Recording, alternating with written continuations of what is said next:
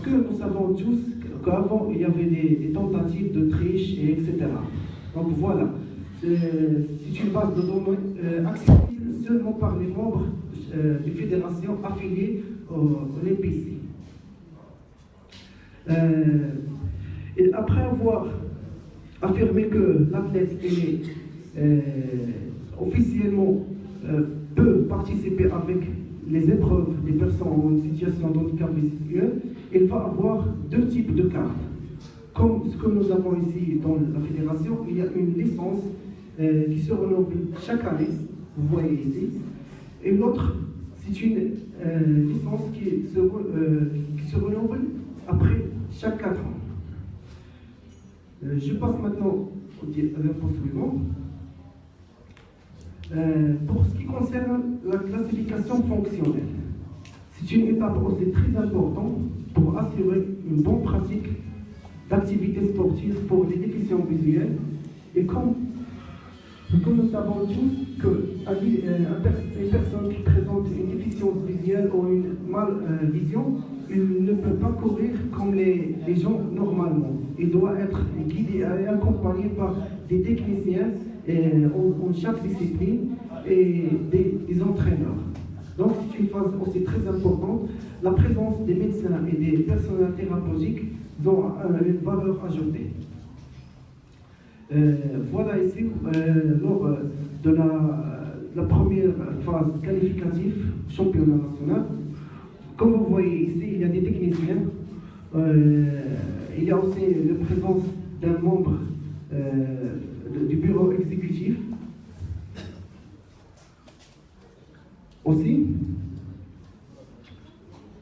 ici il y a une autre manifestation sportive, cette fois n'est pas une manifestation sportive individuelle mais collective. L'arbitre essaie de vérifier le bandage de chaque athlète, comme je viens de dire, pour assurer un bon équilibre au moment du jeu. Donc, pour les catégories, il existe 3 types de catégories pour l'handicap visuel. On a T11, s'appelle en anglais Totally Blind, on a T12 et on a T13. La différence qui existe entre ces trois types, c'est que la première, la personne n'a aucune perception lumineuse. Il peut avoir une perception lumineuse, mais il ne peut pas distinguer une main devant lui. Et il ne peut pas distinguer aussi la direction. Ici, il est proche de lui ou loin. Pour B12, c'est la deuxième catégorie. Il peut courir aussi avec un guide et il a le choix. Ce dernier, selon les tests médicaux, son champ visuel et acuité ne doit pas dépasser 2 sur 60e. Pour T13, il peut courir seulement et il n'a pas besoin d'un guide. Aussi, cette catégorie, l'athlète ne doit pas dépasser le champ visuel de 6 sur 60e.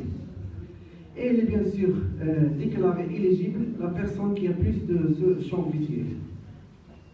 Passons maintenant à une autre chose importante, c'est que l'introduction de l'EPC, l'International Paralympic Committee.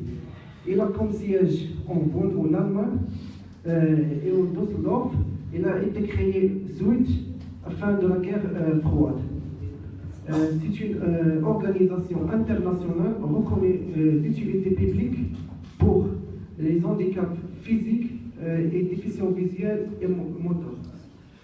Rapidement, je passe à l'IPSA. Vous voyez ici le logo de l'International Blind Sports Association. Maintenant, il est présidé par une femme et c'est la première fois que l'IPSA donne la présidence à une femme. Cette femme elle est présidente aussi National Library, Danish National Library. Il a une grande expérience. Et il a comme siège maintenant dans les Pays-Bas. Maintenant, voilà comme vous voyez ici, le logo de la Fédération royale marocaine. Il a été, comme j'ai dit récemment, été créé à Rabat.